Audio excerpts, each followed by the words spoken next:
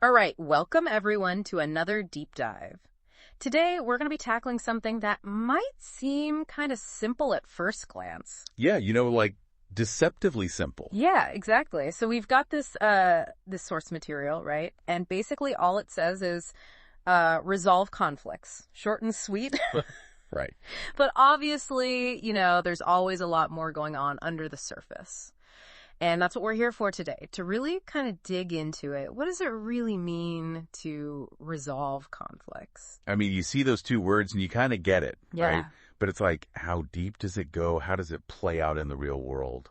Totally. And the first thing that jumps out to me, at least, is that word resolve. It's not manage, it's not ignore, it's resolve. That's an action word. Absolutely. It's like, don't just let things fester, You got to be proactive. You got to engage with the problem. Yeah, step up and deal with it head on. Exactly. And the thing is, it doesn't specify what kind of conflict, right? So it could be anything. It could be a little disagreement with a friend, or it could be, a huge international dispute. Or, yeah, like a conflict within yourself, like trying to decide on a career path or something. Yeah, absolutely. Any kind of tension, any clash of ideas or goals or whatever, it's all in there. But okay, so let's say we've got this conflict. Does that mean we have to, immediately try to solve it? No matter what? Well, that's where things get a little bit tricky. Sometimes jumping in right away might not be the best approach. Yeah, I can see that.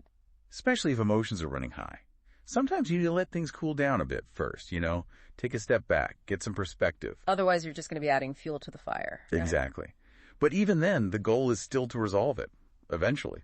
It's just a matter of timing and approach.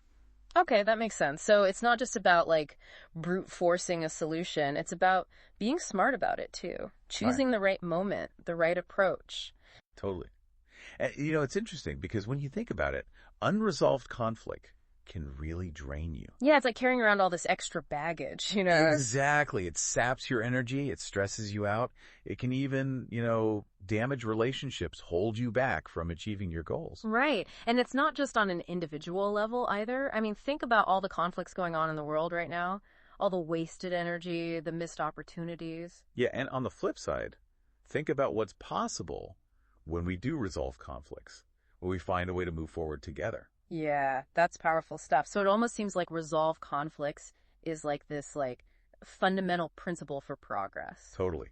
You got to clear the air before you can really build anything meaningful, Yeah. But okay, if it's so important, then why do we often struggle with it so much?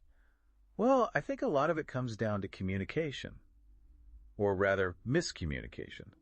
We misunderstand each other, we make assumptions, we don't really listen. Yeah, and sometimes we just avoid conflict altogether, right? Because it's uncomfortable. Exactly.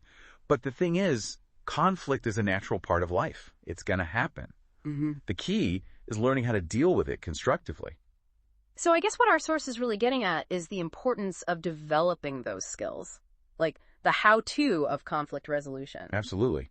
Learning how to communicate effectively, how to empathize, how to find common ground. Because ultimately, that's how we get to resolution. And the cool thing is resolving conflicts doesn't mean someone has to win and someone has to lose. Yeah, that's a really good point. It's more about finding a solution that works for everyone.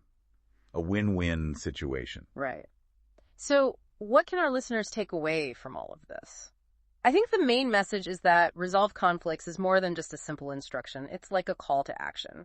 A reminder that we have the power to create positive change in our lives and in the world. Absolutely. It's an optimistic message, too.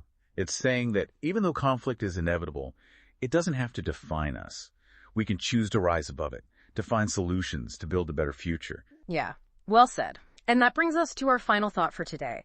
Think about one area in your own life where there's an unresolved conflict, big or small, and ask yourself, what would it take to resolve it? What would be the first step? It might be a conversation, it might be an apology, it might be something else entirely. But whatever it is, take that step. Yeah. You might be surprised by the positive ripple effects it creates. Thanks for joining us for this deep dive. You got it. All right, welcome everyone to another deep dive. Today,